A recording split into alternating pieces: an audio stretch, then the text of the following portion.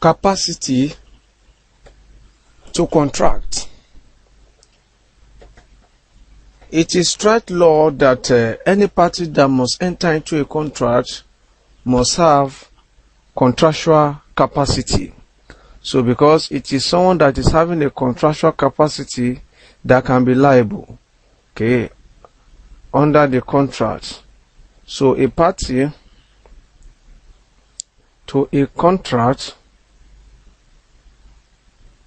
must have capacity. So that means that the person must not be insane, must not be an infant, it must be capable. So somebody that is in a position to enter into a contract. So because where someone enters into a contract, it should be liable on that contract or under the contract, and also it should also be capable to enforce the contract. And so that is why capacity is necessary. One who does not have contractual capacity may escape liability under a contract. So we also want to talk about people that are having limited or no contractual capacity. So let us look at infant. An infant, according to Infant Relief Act of 1874, put an infant as someone below the age of 21. Below the age of 21. And the infant, based on general rule, does not have contractual capacity. That means that if an infant enters into a contract, enter into a contract with an adult, so the contract is binding on the adult, but is not binding on the infant. That means that the adult is liable, infant is not liable. The infant can escape liability under the contract, except where the matter comes up that the court may come up that the court must decide whether to enforce a contract or not. If as at that moment the infant should now raise an issue that as at the time he was entering into the contract with an adult, he was an infant, the court will not enforce the contract on him. Okay, so but if it has to do with the adult, court will enforce the contract on the adult but cannot enforce it on the infant. And so that is why infants does not have contractual capacity, except, so we have an exception where the contract is a supply, is based on supply of necessaries. So necessaries are things that an infant will need, okay, in something that is so needful, okay, for an infant, and also is also needful as at the time such necessary are supplied. So that is what we call necessary. So where necessaries are supplied to an infant, then that means that the infant must pay for that very necessary. Take for example, we have issue of clothes, we have issue of food. Where an infant is hungry and in order for food, infant must pay for that food. But this food must be supplied as at the time the infant is in need of that food. We have the case of Nash versus Inman.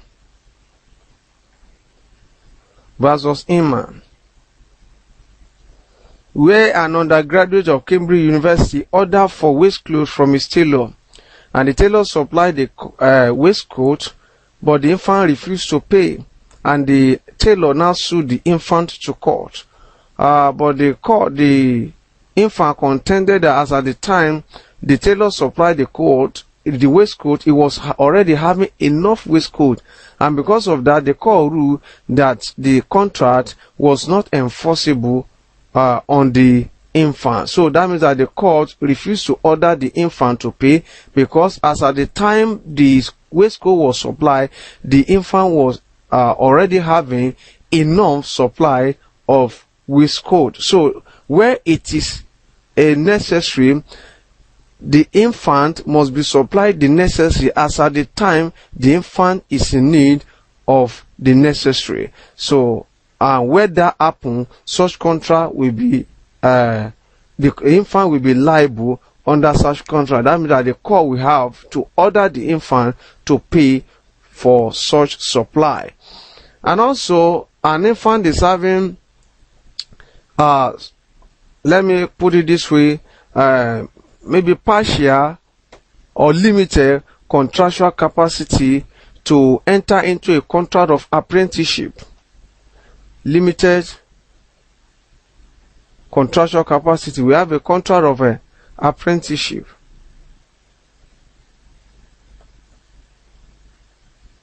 And also contract of marriage.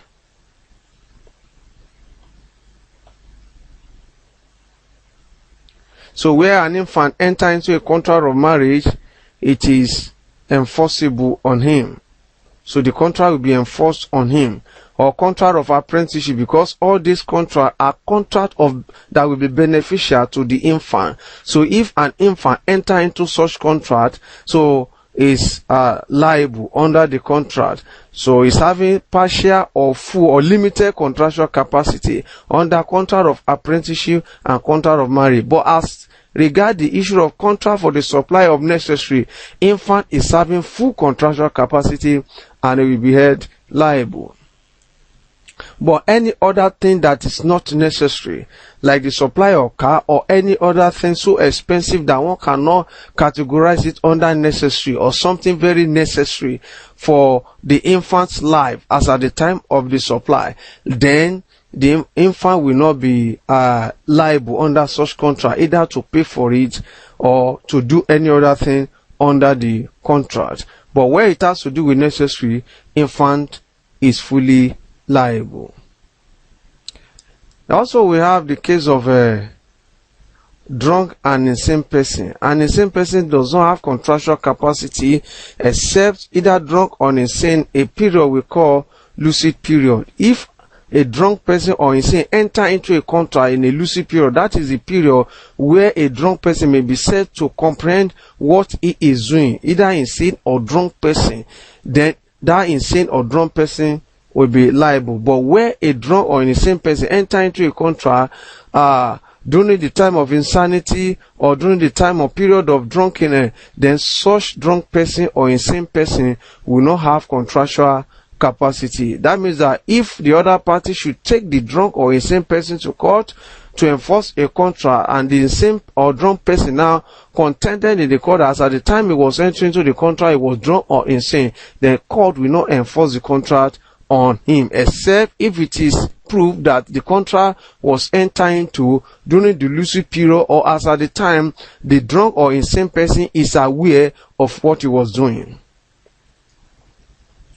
Then we have corporation. Corporation can or we only have contractual capacity after registration or after incorporation.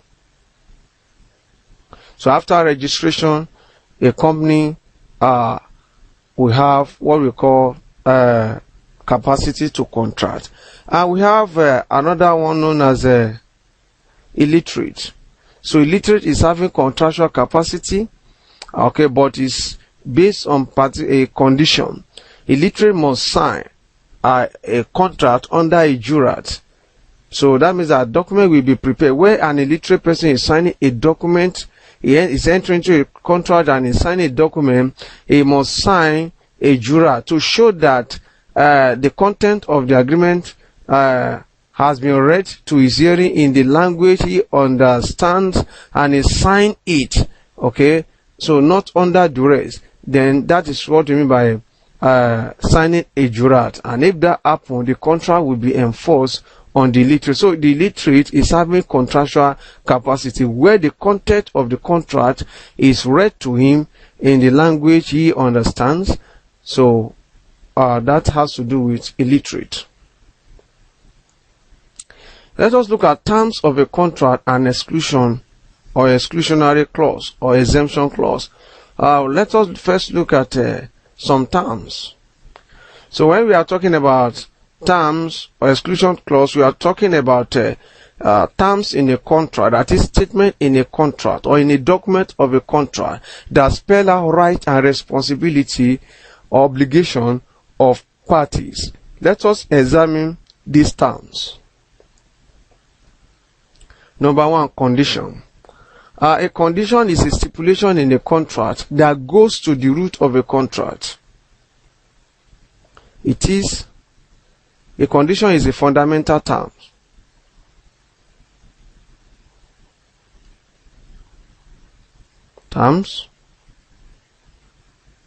Then it goes to the root of a contract.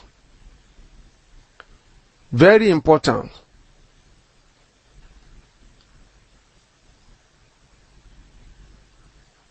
And where there is a breach of condition, the innocent or the aggrieved party is entitled or allowed to sue for damages and rescission. Damages or rescission or repudiation. So damages has to do with payment of damages or is monetary, and also repudiation. Repudiation or rescission has to do with putting the parties into the position they were before the contract was made. So a condition is so important, very, very important. It's an important stipulation or terms in a contract. So any party that is in breach will be sued for damages and also for rescission to cancel the contract. Very important. And let me give you a case of Psaf versus Spear and Pond.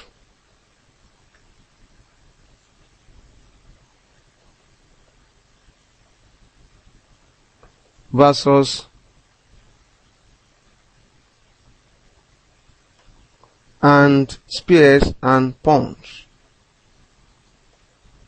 Where an actress, this is the case where an actress was engaged to play the leading part in a French opera. Okay, as from the beginning to its end, that means that is to start the work and also to end it. And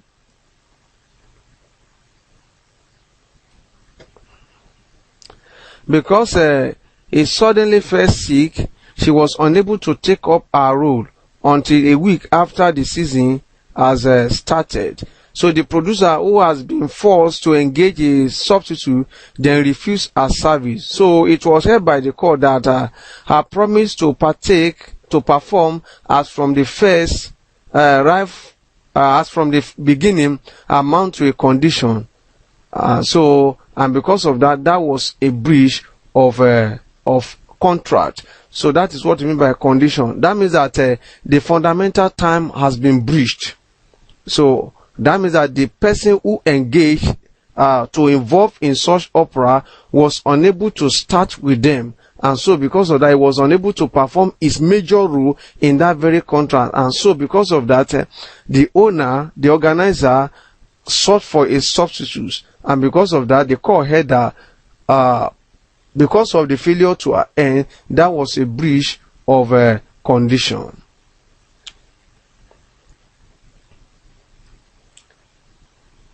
Then let us look at warranty. Warranty is of a lesser time in a contract.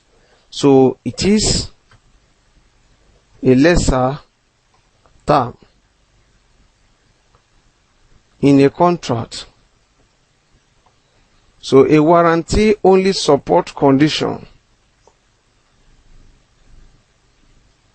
A condition. So and the breach of it will allow an innocent party to sue for damages only. So for damages only, for disappointing the aggrieved party. And warranty occur where a particular term of a contract has been breached.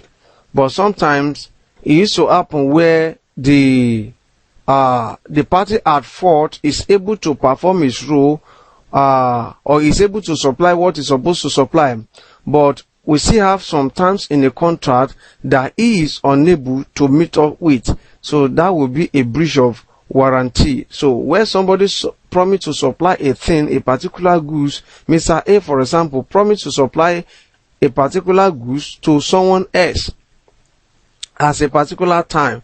So if at the end of the day he is able to supply the goods, but who is unable to supply the goods at the right time, but the fact is that the other party who is to receive the goods is still able to make use of the goods, so that is a breach of warranty. Or take for example, he may promise to supply the goods at a seller may promise to supply goods to the or at the buyer's workplace or office or shop, and then maybe something happened and is unable to take the goods to the buyer's workshop, so or office, and then he may decide to call the buyer to come and take the goods from his own store.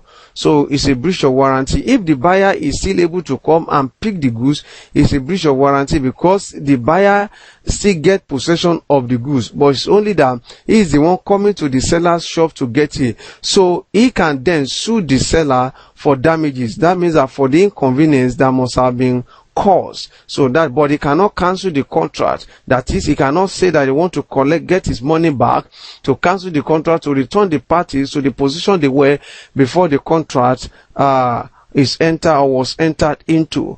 So this is what we call breach of warranty. That's why sometimes somebody may buy a product, maybe TV set, and there will be a breach condition of warranty on it, maybe warranty of 1 year,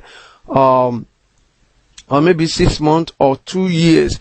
It means that if anything should happen to the product before the expiration of that very period, the buyer is expected to take the product to where he has bought the product, and the product, another one can be given to him, or even the product may be repaired, but that they should refund his money back to him. That will not happen because it is a breach of warranty and not a breach of condition. But if it is a breach of condition, contract will terminate, money will be refunded, parties will be returned to the position they were before the contract was entered into. Let us look at express time. Express time, where terms in a contract are stated expressly either by word of mouth or in oral form. It is called an express term. So it is written, or it may also be in oral form.